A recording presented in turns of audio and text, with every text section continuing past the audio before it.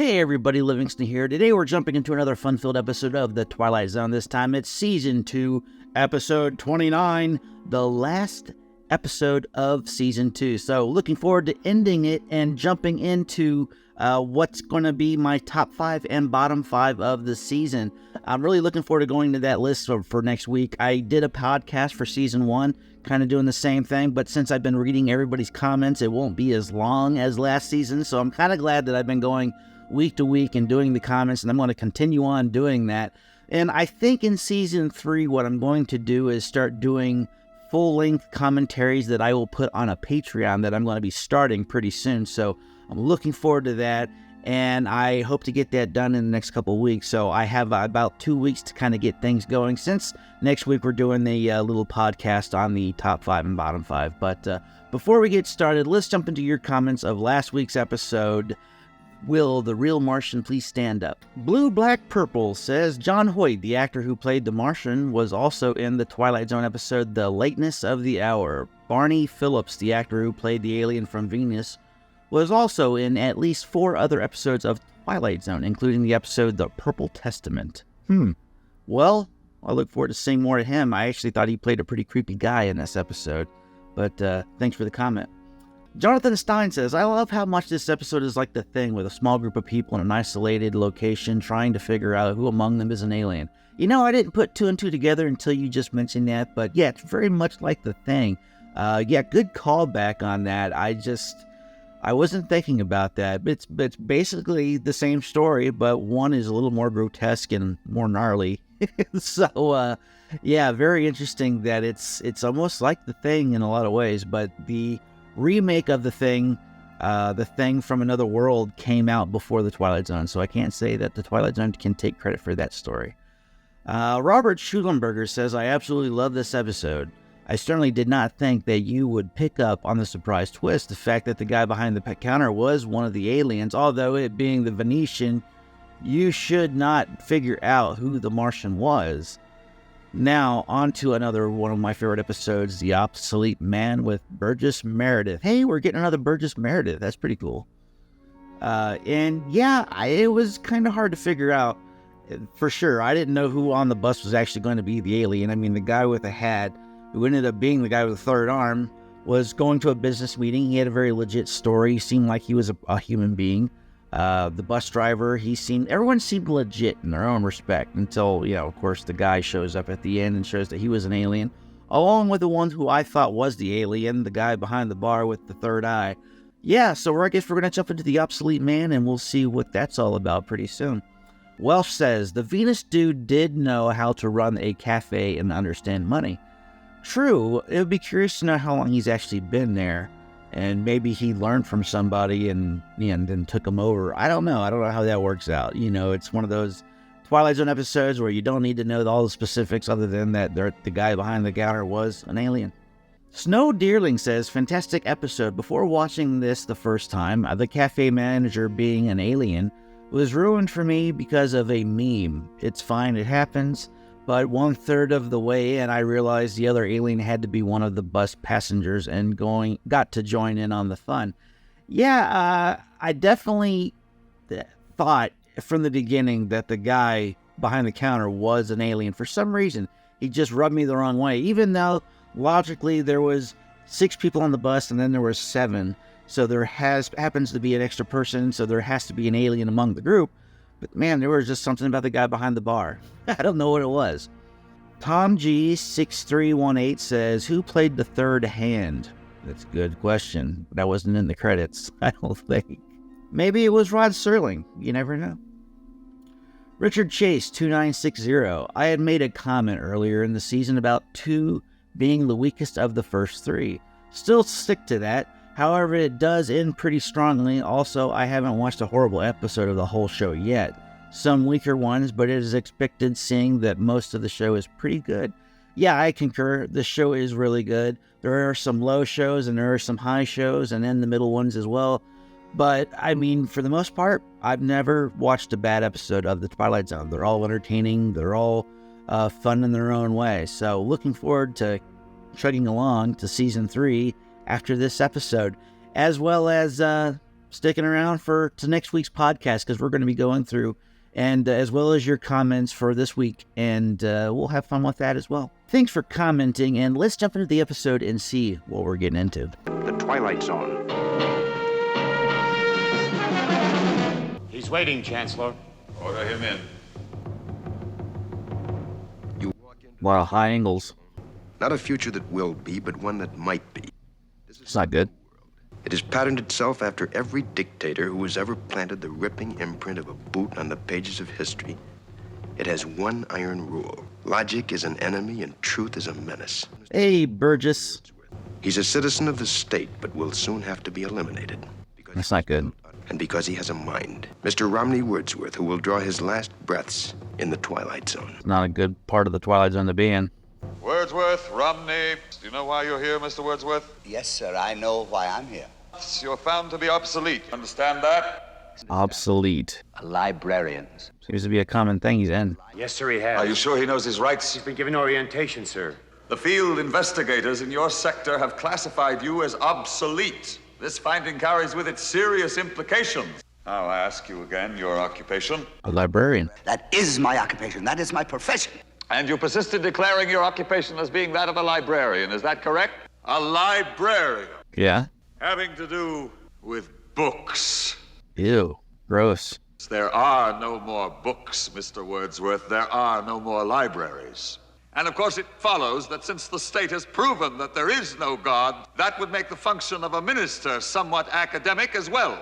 There is a God. It's one of those episodes. There is no God. The state has proven that there is no God. You cannot erase God with an edict. This guy's speaking blasphemy. No man is obsolete. I am nothing more than a reminder to you that you cannot destroy truth by burning pages. So we live in a fascist regime. The state has all authority. Words, Mr. Wordsworth, that have no substance and no dimension. I'm a human being. I exist. And if I speak one thought aloud, that thought lives. Delusions, Mr. Wordsworth, to make you think you have a strength when you have no strength at all. You have nothing but... Oh. And the state has no use for your kind. Ow. It's the state against the people. You waste our time, Mr. Wordsworth. A tyrannical government against its own. Not a good thing. Thank God I live in the United States. We'll see how things go. How do you find, ladies and gentlemen? Obsolete. Obsolete. Obsolete. They're just giving in. You're like, yeah, we are. The board finds you obsolete. Well, thanks. He has no rights. Dated within a period of 48 hours, but you have an option as to method and precise time. Oh, great. And it can be done immediately or an hour from now or any specific time that you request. I'm a very rich man. Louder. Such a luxury of choices. To be given an assassin to whom I shall tell the method of my execution. What's different? Simply that you are to assign me my assassin, but only he and I will know the way that I'm to die. Okay. I should like to die with an audience. Interesting. I think he's going to change public opinion. It's not unusual that we televise executions. It has an educative effect on the population. And I think he knows, his death will be a reminder of why this is not a good thing. And the place?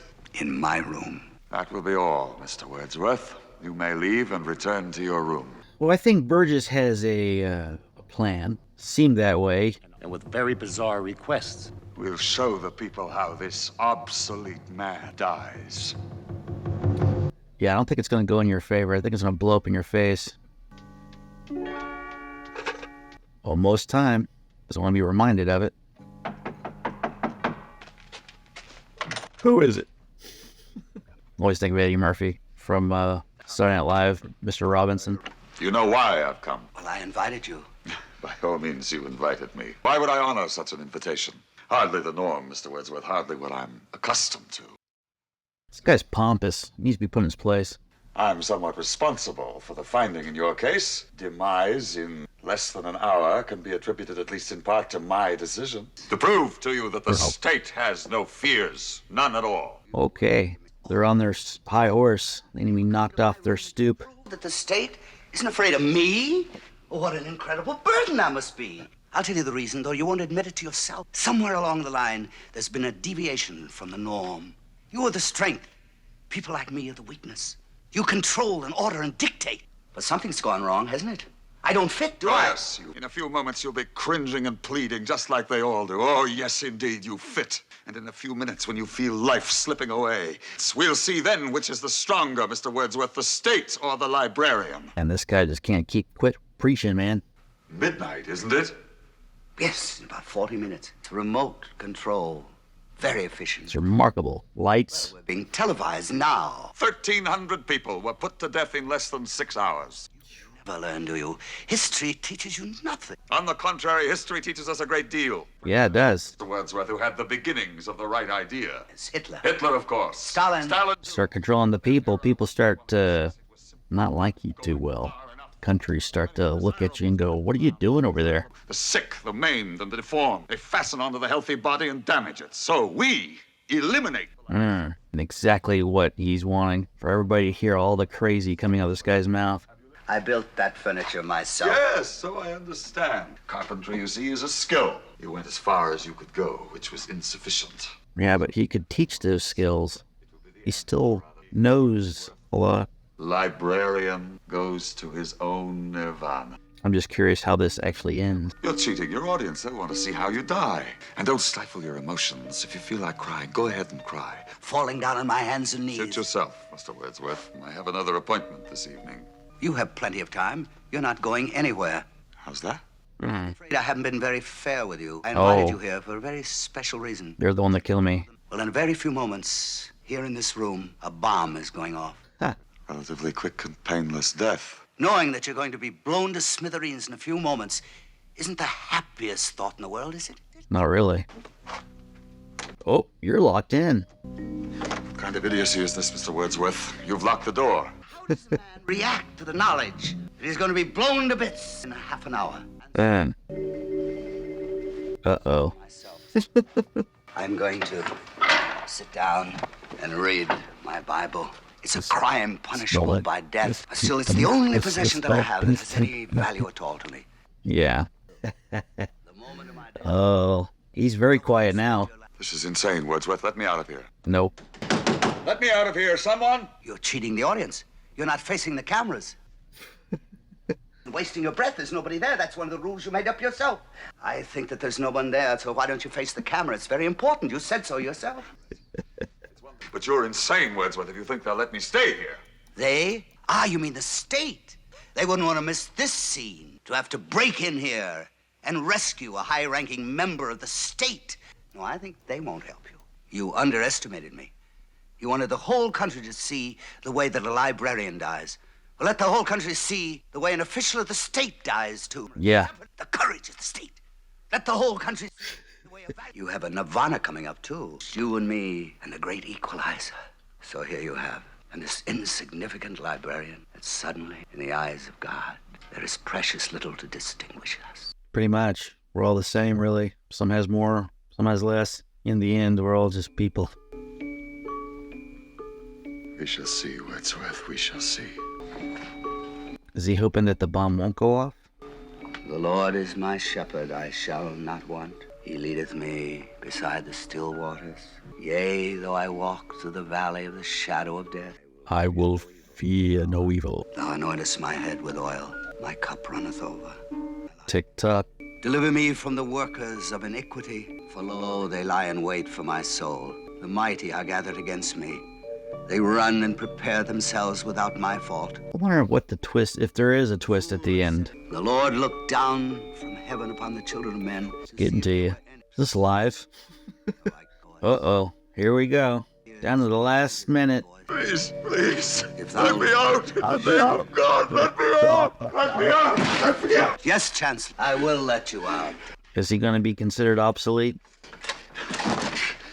Boom. He's dead. And he survived, but now is he considered obsolete? Stand where you are. No, Uh-oh. you have been removed from office. The field investigators have declared you obsolete. You have disgraced the state. You have proven yourself a coward. You have therefore no function. You are obsolete. I'm I'm not obsolete. Obsolete! How can you call me obsolete? How can you? You're obsolete now. I guess it didn't change a thing. It just made him the enemy of the people, and they're all for it. I have a function. I have a purpose. Please. I want to serve the state. Please. Please. What are they going to do? Kill him? Runs! Boy. He was obsolete. But so is the state, the entity he worshipped. Any state, any entity, any ideology that fails to recognize the worth, the dignity, the rights of man. A case to be filed under M for Mankind in the Twilight Zone. Boy, what a heavy episode they ended season 2 on. Well, that was the Obsolete Man. I gotta say, very heavy in a lot of the things that they were discussing in that. Some of it can be very relevant to today.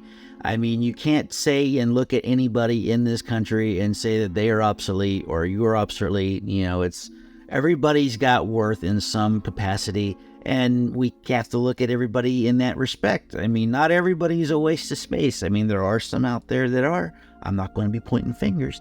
But it touches on so many different things that we are kind of seeing in some capacity around the world that we don't like.